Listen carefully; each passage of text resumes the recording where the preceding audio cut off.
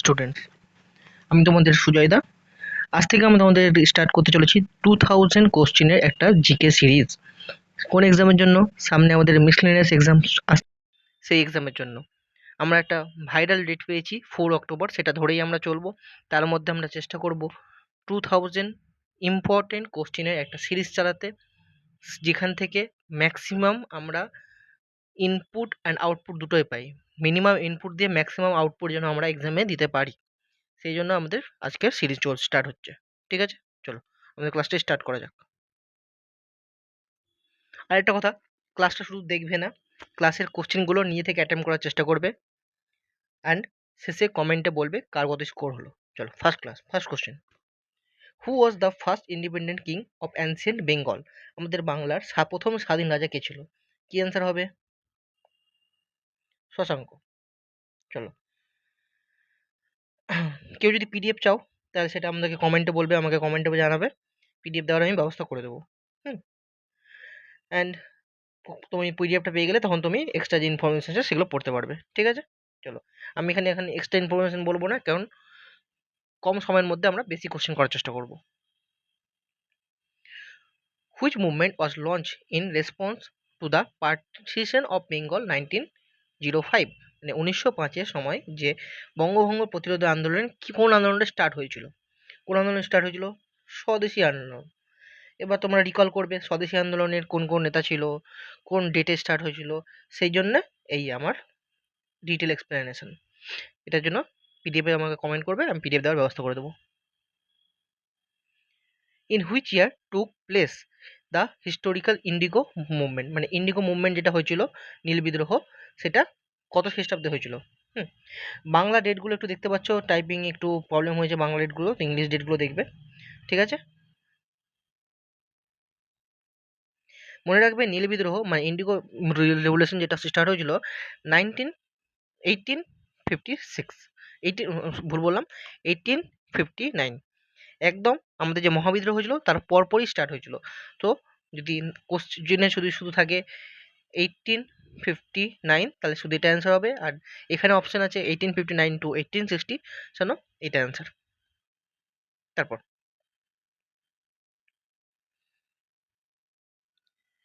Which pick is the highest geographical point in the state of West Bengal?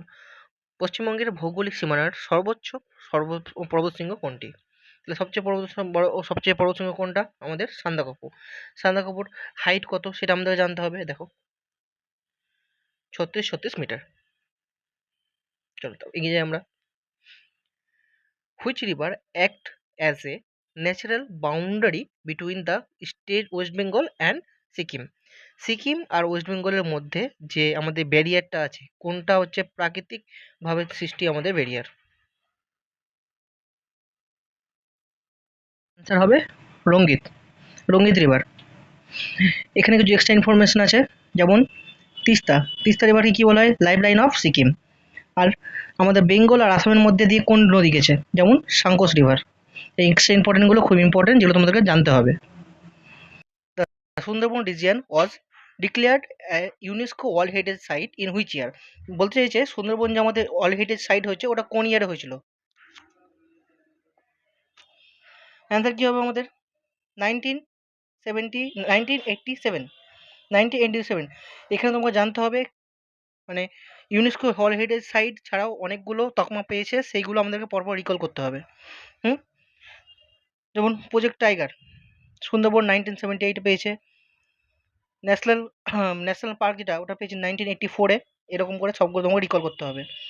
Ramsar site যেটা recent পেয়েছিল, ওটা 2019-এ, 2019-এ পেয়েছে Ramsar সাইটের তকমা। চলো, which article of Indian constitution deals the procedure of constitutional amendment? ঠিক আছে, কনস্টিটিউশনাল অ্যামেন্ডমেন্টের যে অনুচ্ছেদে সংশোধনাটা এসছে, ওটা কোন আর্টিকেলের মধ্যে আছে? 368।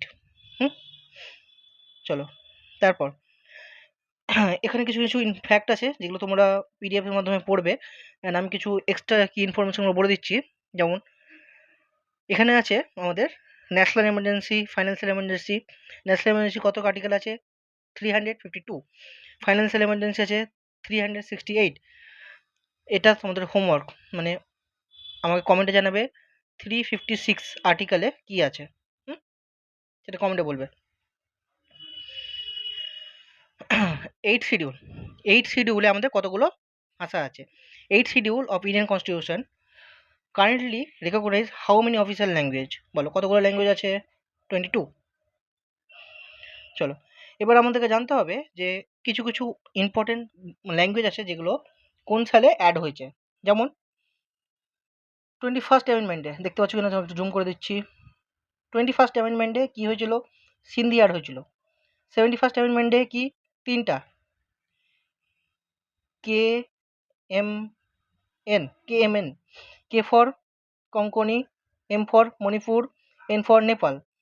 আর 92তে কি অ্যাড হয়েছে? 2003-এ বোডো, ডোংরি অ্যান্ড মৈথিলি অ্যান্ড সান্তালি, এই চারটা।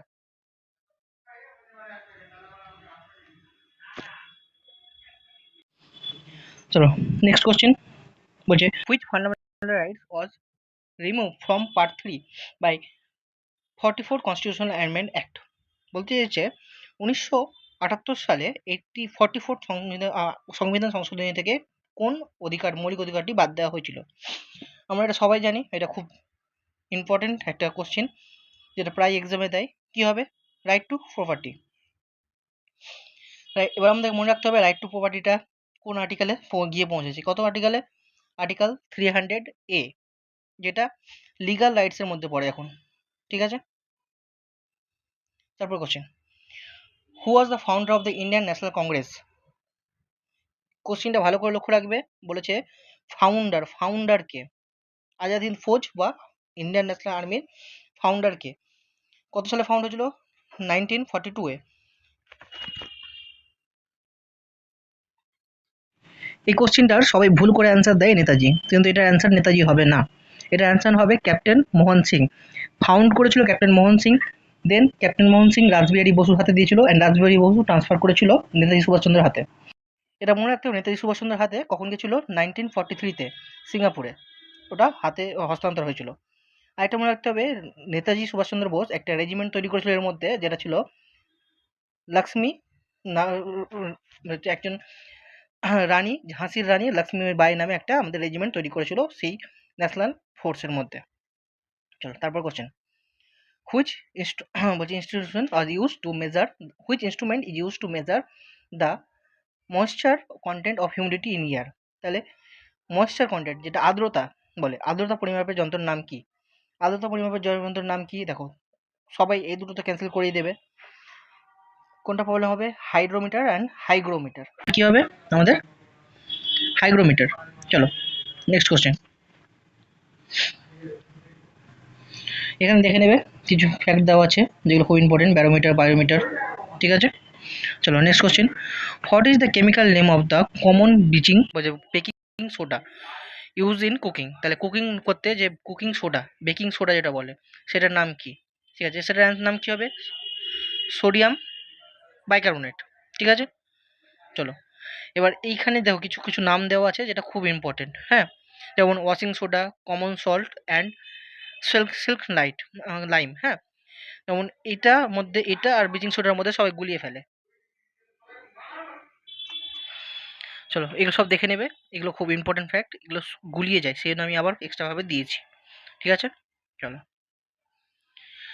Deficiency of vitamin C in human diet cause which of the following disease? বলতে চাইছে কোশ্চিনটায় ভিটামিন সি এর অভাবে কোন রোগটা আমাদের হয়। ঠিক আছে, ভিটামিন সি এর অভাবে কী হয় আমাদের? স্কারবি। ভিটামিন বি কিসের জন্য হয়? রিকেট ভিটামিন কোন ভিটামিনের অভাবে হয়? ভিটামিন এর অভাবে নাইট ব্লাইন্ডনেস। ভিটামিন ডি এর অভাবে আমাদের রিকেট। অ্যান্ড বেরি এটা হোমওয়ার্ক, এটা আমাকে কমেন্টে জানাবে। নেক্সট,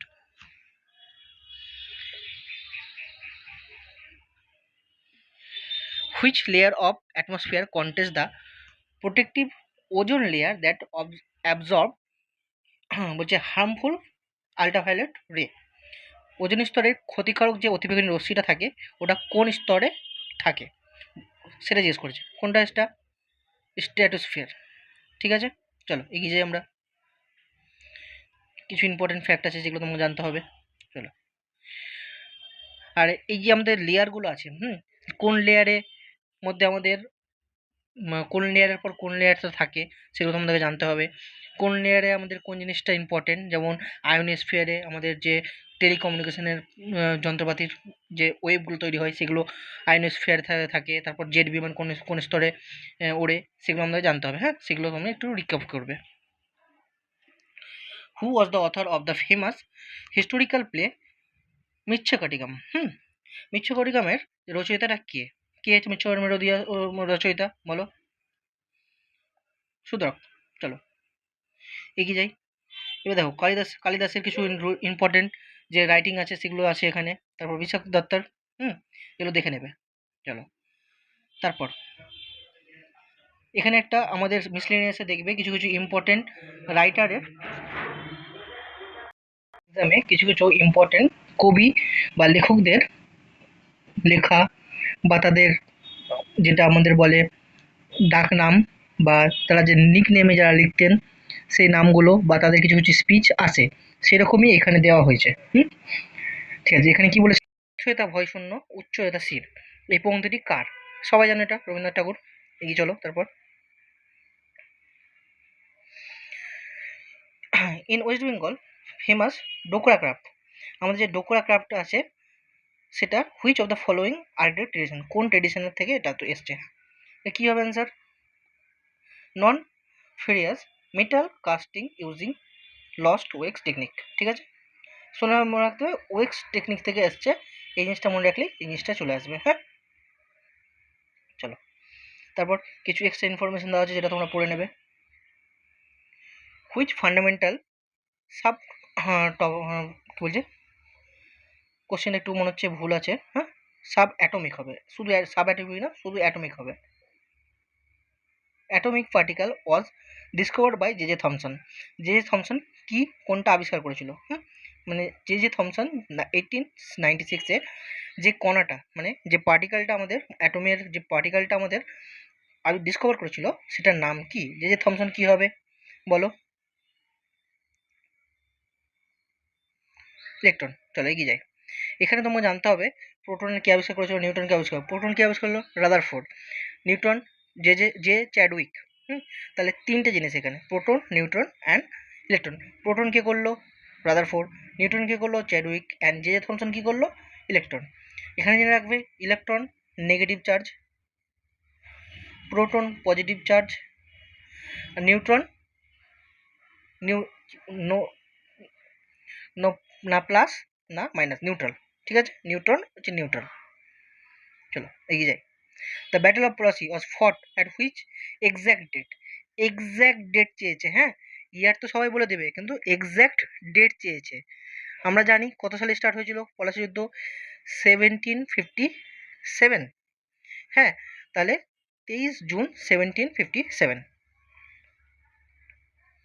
চলো তারপর question, which Indian state has the longest coastline among the all maritime state? তাহলে কোন স্টেটের সব থেকে বড় কোস্ট লাইন আছে? চলো সব থেকে বড় কোস্ট লাইন কার আছে বলো? এখান থেকে তোমরা কিছু কিছু বাদ দিয়ে দিতে পারবে, যেমন ওয়েস্ট বেঙ্গল বলছি মহারাষ্ট্র বাদ দিতে পারবে, তারপর কি বাদ দিতে পারবে? অন্ধ্রপ্রদেশ বাদ দিতে পারবে। এবার কি গুজরাট আর তামিলনাড়ুর মধ্যে একটু কনফিউশন হলে হতে পারে, এটার অ্যান্সার হবে আমাদের গুজরাট। চলো এগিয়ে যাই। এখানে আমাদের যে ডিস্টেন্সটা দিয়ে দিয়েছে দেখে নেবে, ইম্পর্টেন্ট কিছু আছে। সেকেন্ড লংগেস্ট অ্যান্ড আন্দামান নিকোবরটাও দিয়ে দেওয়া হয়েছে, দেখে নেবে। গুজরাট এটা মনে রাখবে, গুজরাটের সবথেকে যেহেতু বড় কোস্ট লাইন সেটা দেখে নেবে। চলো, what is the minimum age required becoming eligible for election as the president of India? দেখবে প্রেসিডেন্ট অফ ইন্ডিয়া, প্রেসিডেন্ট ইন্ডিয়ার জন্য সবথেকে কী হতে হবে? 35 ইয়ার। এখানে দেওয়া হয়েছে লোকসভা, লোকসভার মানে এমএলএ এমপির জন্য কি লাগবে? 25 ইয়ার। অ্যান্ড রাজ্যসভার জন্য কি লাগবে? 30 ইয়ার। ঠিক আছে। Which acid present in human stomach to aid digest of food? তাহলে আমাদের পেটের পাকস্থলীতে কোন অ্যাসিড থাকে যেটা আমাদের খাদ্যকে কি করে পরিপাক করতে সাহায্য করে? ঠিক আছে, HCl মনে রাখবে, HCl hydrochloric acid. Where are the headquarter of the international court of justice? International court of জাস্টিসের কোথায় হেডকোয়ার্টার আছে? Hague, Netherland. ঠিক আছে, এরকম কোশ্চেন আসে, এরকম কিছু যে আমাদের ইন্টারন্যাশনাল লেভেলের জিকেগুলো আসে, কোন সংস্থার হেডকোয়ার্টার কোথায় এগুলোও আসে। ঠিক আছে, সেগুলো দেখতে হবে আমাদেরকে। এই 2000 কোশ্চেনের সিরিজে থাকবে, প্রত্যেকটা ইম্পর্টেন্ট কোশ্চেনের থাকবে এর মধ্যে। হুইচ পাস কানেক্টস কলকাতা, মানে কলকাতা তো না, অ্যাকচুয়ালি কলকাতা হবে না, শিলিগুড়ি হবে, Siliguri in West Bengal with Gangtok in Sikkim and তিবেত। তাহলে কোন পাসটা আমাদের যুক্ত করেছে? বলো, অ্যান্সার বলো। জোজিলা, নাথুলা, শিবকিলা অ্যান্ড রোটাং। তাহলে জোজিলা তো হবে না। এবার নাথুলা আর শিবকিলা এই দুটোর মধ্যে কনফিউশন হতে পারে, রোটাং পাসও হবে না। তাহলে কী হবে? নাথুলা, আমাদের অ্যান্সার কী হবে? নাথুলা। চলো,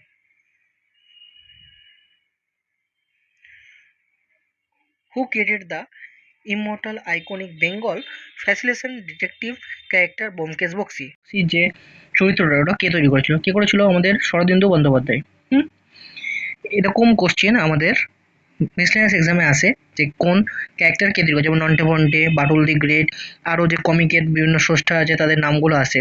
যদিও এইবার এক্সামে সেরকম কোশ্চেন আসেনি, খুব পাতি কোশ্চেন এসেছিলো বলে কাট অফ অনেকটা বেশি গেছিলো।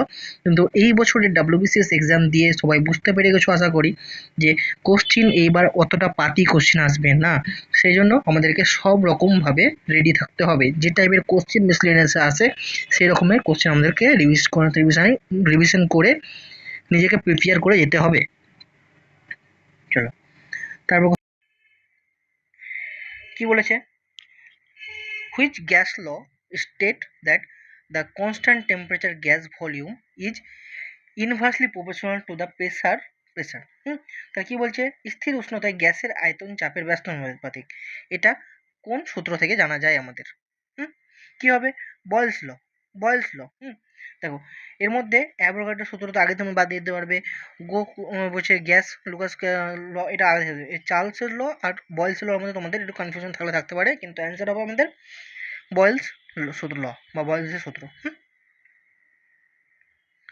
তারপর কোশ্চেন কি বলছে? Which governor general abolish the Sati in 1929? তাহলে সতী প্রথা অ্যাবলিশটা কোন গভর্নর জেনারেল করেছিল? কে করেছিল? তার সাথে কে জড়িত ছিল সেটাও তোমরা একটু রিকল করবে। কে করেছিল? Lord William Bentinck. রাজা রামমোহন রয়ের সহায়তায় করেছিল 1829-এ। লর্ড উইলিয়াম বেন্টিঙ্ক, এটা মনে রাখতে হবে। চলো, তারপরে কোশ্চেন বলছে মানব দেহে পিত্তরস কোন অঙ্গ থেকে নিঃসৃত হয়? যে বিল জুসটা কোথা থেকে আমাদের তৈরি হয় বা কোথা থেকে নিঃসৃত হয়? সবাই বলবে অ্যান্সারটা কি? যকৃৎ। তারপর where were the first modern Olympic game held in 1896? তাহলে 1896-এর প্রথম আধুনিক অলিম্পিক গেম কোথায় অনুষ্ঠিত হয়েছিল? এটাকে সবাই অ্যান্সারটা জেনে রাখবে, যে এটা এথেন্স হয়েছিল। এথেন্সের গ্রিসে হয়েছিল। সালটা মনে রাখবে, সালটাও খুব ইম্পর্টেন্ট। সালটা হচ্ছে 1896। Which West Bengal scheme provide the financial aid to school girl to prevent early child marriage? এটা একটা খুব ইম্পর্টেন্ট, চাইল্ডের মধ্যে কন্যা সন্তানদের জন্য একটা করেছিল ওয়েস্ট বেঙ্গল, যেটা মমতা সরকারের আমলে স্টার্ট হয়েছিল, যেটার নাম কি ছিল? কন্যাশ্রী প্রকল্প। এখন যেটা নাম চেঞ্জ হয়েছে, কন্যা রত্ন বা কিছু একটা হয়েছে। সেটার খুব ইম্পর্টেন্ট, এটাতে অনেক প্রাইজও পেয়েছে, ইন্টারন্যাশনাল প্রাইজও পেয়েছে, তো এটা খুব ইম্পর্টেন্ট কন্যাশ্রী। ঠিক আছে, এরপর দেখবে কিছু ইম্পর্টেন্ট অনলাইনের আছে, যেটা তুমি পিডিএফে পেয়ে যাবে। পিডিএফটা নিতে হলে আমাকে কমেন্ট করে জানাবে, আমি পিডিএফ দেওয়ার ব্যবস্থা করে দেবো, হয় হোয়াটসঅ্যাপ গ্রুপ বা টেলিগ্রামের মাধ্যমে আমি দেওয়ার ব্যবস্থা করে দেবো। যারা ইন্টারেস্টেড আছো কমেন্ট করবে। আর ক্লাসটা ভালো থাকলে, কোশ্চিনের কোয়ালিটি আর কোয়ান্টিটি ভালো লাগলে, তাহলে বন্ধুদের সাথে জানাবে, বন্ধুদের সাথে শেয়ার করবে, আর নিজে ফাটিয়ে ক্লাস করবে। সিলেকশনটা নিতে হবে এবার। Thank you.